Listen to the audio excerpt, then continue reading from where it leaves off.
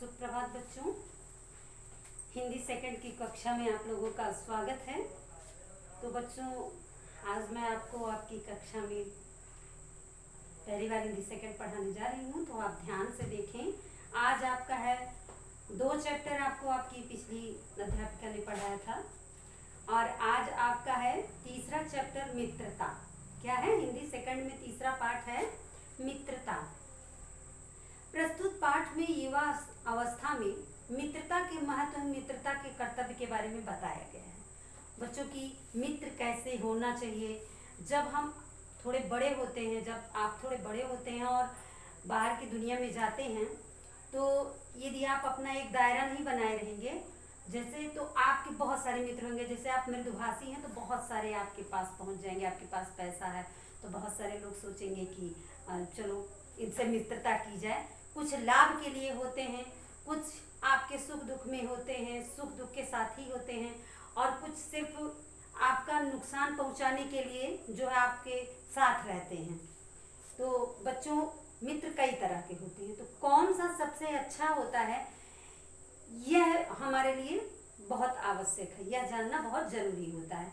तो हमें अपना मित्र किस तरह से चुनना चाहिए, इस पाठ के अंतर्गत दिया हुआ है। तो ध्यान से देखिए बच्चों, जब कोई युवा पुरुष अपने घर से बाहर निकलकर बाहरी संसार में अपनी स्थिति जमाता है, तब पहली कठिनता उसे मित्र चुनने में पड़ती है ना? क्योंकि ये जानकारी होती नहीं कि कौन हमारा अपना है, कौन पराया है। जो निश्चल मन के व्यक्ति होते हैं, उनको इस चीज में बहुत अधिक कठिनाई महसूस होती है कि कौन अपना है, कौन पर, क्योंकि उनके लिए वो अपने जैसे सबको समझते हैं। उनके लिए सब एक समान है। यदि उनकी स्थिति बिल्कुल एकांत और निराली नहीं रहती, तो उसकी जान पहचान के लोग धड़ाधड़ बढ़ते जाते हैं, मित्रता के रूप में परिणित हो जाता है, बढ़ते जाते हैं, और थोड़े ही दिनों में कुछ लोगों से उसका हेल मेल हो जाता है। यही हेल मेल बढ़ते बढ़ते मित्रता के रूप में परिणित हो जाता है। मित्रों के चुनाव की उपयुक्तता पर उसके जीवन की सफलता निर्भर रहती है। यदि आपके मित्र अच्छे हैं, उनकी संगति अच्छी है, उनका आचरण अच्छा है, उनका व्यवहार अच्छा है, ठीक है, वो आप गलत रास्ते पे जा रहे हैं तो आपको सुधारने की कोशिश करते हैं, तो जो है आपका जीवन बहुत अच्छा बनता है, आप बहुत आगे निकल जाते हैं, आप एक अच्छे युवक बनते हैं। लेकिन यदि वही संगति आपकी खराब हो, बुरी हो, लोग अच्छे ना हो, तो आपका जो है आचरण भी बिगड़ेगा, आपका व्यवहार गलत हो जाएगा। इन्हीं आपके जीवन में कठिनाइयां ही कठिनाइयां होंगी। आपकी सफलता निर्भर हो जाती है, क्योंकि संगत का गुप्त प्रभाव हमारे आचरण पर भारी पड़ता है। हम लोग ऐसे समय में समाज में प्रवेश करके अपना कार्य आरंभ करते हैं जबकि हमारा चित्त कोमल और हर तरह का संस्कार ग्रहण करने योग्य रहता है। हमारे भाव अपरमार्जित और हमारी प्रवृत्ति अपरिपक्व रहती है।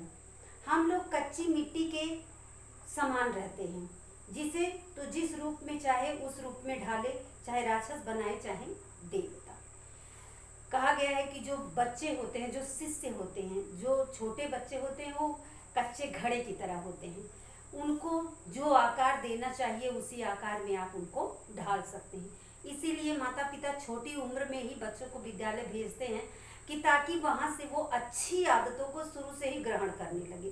क्योंकि घड़ा जब धीरे धीरे पक जाता है तो क्या होता है, वो अगर जैसे आपने जिस आकार में उसको नीचे रखा है उसी आकार में वह अगर हार्ड हो गया, पक गया, तो वो वैसे ही रहेगा। आप उसको अगर दूसरा आकार देने की कोशिश करेंगे तो नहीं करेगा, जिधर मन उधर ढिमलाएगा।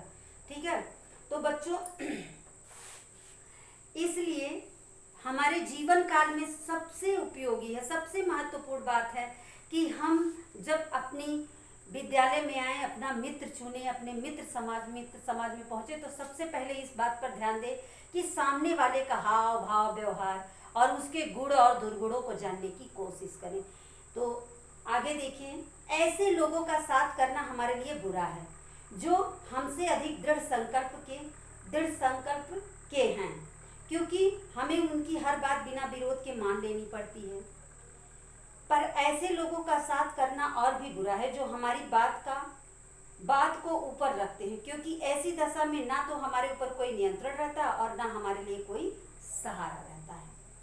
ये भी जरूरी है कि कोई आपके ऊपर ज़्यादा प्रेशर डालता है तो भी उसका गलत प्रभाव पड़ता है और आप वहाँ दब जाते हैं, आप अपनी मन के भाव को व्यक्त नहीं कर पाते हैं। और अगर आपकी हर बात को महत्व दिया जाता है तो आप बहुत अधिक स्वतंत्र हो जाएंगे, आपको अधिक स्वतंत्रता मिल जाएगी, तभी आपको अच्छाई बुराई का ज्ञान नहीं होगा। तो इसलिए यह बहुत सोच समझकर हमारे माता पिता भी एक सब तरह के मित्र होते हैं, आपके माता पिता भी, गुरु भी एक तरह के मित्र ही हैं। तो कुछ बातें ऐसी हैं जो आपके मन में है, कुछ हम कह रहे हैं लेकिन आपके मन में कुछ और है, आप उसको नहीं व्यक्त कर पा रहे हैं, आपकी वो चीज़ें दब गई हैं। तो हमें भी चाहिए कि हम आपकी बातों को सुनें और आपको चाहिए कि आप अपनी मन की भावनाओं को व्यक्त करें। इससे जो है व्यवहार बनता है और एक दूसरे की अच्छाइयाँ, एक दूसरे के दुख, एक दूसरे के जो संकट होते हैं वो दूर हो जाते हैं। ठीक है बच्चों?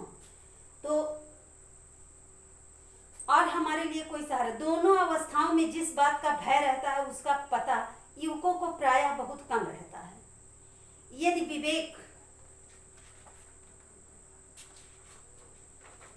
विवेक से काम लिया जाए तो यह भय नहीं रहता। विवेक मतलब होता है बुद्धि से, दिमाग से, सोच विचार के, धैर्य के साथ हम उस पर जो है विचार करके कदम उठाएं। पर युवा पुरुष प्रायः विवेक से कम काम लेते हैं।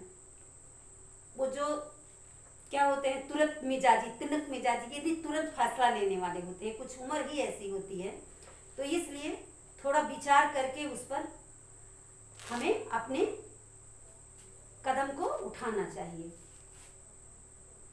विवेक से कम काम लेते हैं। कैसे आश्चर्य की बात है कि लोग एक घोड़ा लेते हैं तो उसके 100 गुण दोष को परख कर लेते हैं, पर किसी को मित्र बनाने में उसके पूर्व आचरण और स्वभाव आदि का कुछ भी विचार और अनुसंधान नहीं करते हैं। लोग कहते हैं कि कोई भी सामान हम बाजार में लेने जाते हैं तो उसको क्या करते हैं, बहुत सोच विचार के, कोई जैसे गाड़ी है या कोई और चीज़ हम अपने उपयोग के लिए वस्त्र ही लेते हैं तो उसके रंग, कलर, उसकी अच्छाई, गर्म है कि ठंडा करेगा, कॉटन है कि टेरिकॉट है, ये सब देख करके बहुत परख के लेते हैं। लेकिन जब हमें अपने जीवन के लिए एक साथी चुनना, मित्र चुनना होता है तो हम क्या करते हैं, उस पर ज़्यादा विचार नहीं करते। लेकिन ऐसा करना चाहिए। प्रायः ऐसा ना करने से हम जो है कहीं कहीं पीछे हो जाते हैं, है ना। जो सच्चा मित्र होता है वो हमारा हमेशा सुख दुख में साथ देकर हमें आगे बढ़ने की प्रेरणा देता है। और जो कुछ मित्र होते हैं, अभी आपको बताया आरंभ में ही कि कुछ पैसे के लिए होते हैं, कुछ अपने लाभ के लिए होते हैं और कुछ आपका नुकसान करने के लिए मित्र बनते हैं कि हम नहीं आगे बढ़ पा रहे तो ये भी आगे ना बढ़े। वे उसमें सब बातें अच्छी मानकर अपना पूरा विश्वास जमा देते हैं। हंसमुख चेहरा, बातचीत का ढंग, थोड़ी चतुराई या साहस से ही 2-4 बातें किसी में देखकर लोग झटपट उसे अपना बना लेते हैं। हम लोग यह नहीं सोचते कि मैत्री का उद्देश्य क्या है, क्या जीवन के व्यवहार में उसका कुछ मूल्य भी है। यह बात हमें नहीं सोचती कि यह ऐसा साधन है जिससे आत्म शिक्षा का कार्य बहुत सुगम हो जाता है। एक प्राचीन विद्वान का वचन है, विश्वास पात्र मित्र से बड़ी भारी रक्षा रहती है। अभी बताया ना कि जो विश्वास पात्र मित्र होता है उससे हमारी हमेशा सुरक्षा रहती है। वह हमारे लिए एक बॉडीगार्ड का काम करता है, वह हमारी अच्छाइयों बुराइयों पर विशेष ध्यान देता है। हम अगर कहीं गलत कुछ करने जा रहे हैं तो तुरंत हमें वह टोकता है। तो इससे हमारे गुणों का विकास होता है, हमारे अंदर दुर्गुण नहीं आने पाते हैं। जिसे ऐसा मित्र मिल जाए उसे समझना चाहिए कि खजाना मिल गया है। विश्वासपात्र मित्र जीवन की एक औषधि है। हमें अपने मित्रों से यह आशा रखनी चाहिए कि वे उत्तम संकल्पों से हमें दृढ़ करेंगे, दोषों और त्रुटियों से हमें बचाएंगे, हमें सत्य, पवित्रता और मर्यादा के प्रेम को पुष्ट करेंगे। जब हम कुमार्ग पर पैर रखेंगे तब वे हमें सचेत करेंगे, जब हम हतोत्साहित होंगे तब हमें उत्साहित करेंगे। सारांश यह है कि हमें उत्तम पूर्वक जीवन निर्वाह करने में हर तरह से सहायता देंगे। सच्ची मित्रता में उत्तम वैद्य की सी निपुणता और परख होती है। अच्छी से अच्छी माता का सा धैर्य और कोमलता होती है। ऐसी ही मित्रता करने का प्रयत्न प्रत्येक व्यक्ति को करना चाहिए, वही सच्चा मित्र है। तो बच्चों, आज के लिए बस इतना ही, इतना आप पढ़ना। उसके बाद में दूसरा पैराग्राफ आपको अगले कक्षा में पढ़ाया जाएगा। तो आज के लिए बस इतना ही। Thank you.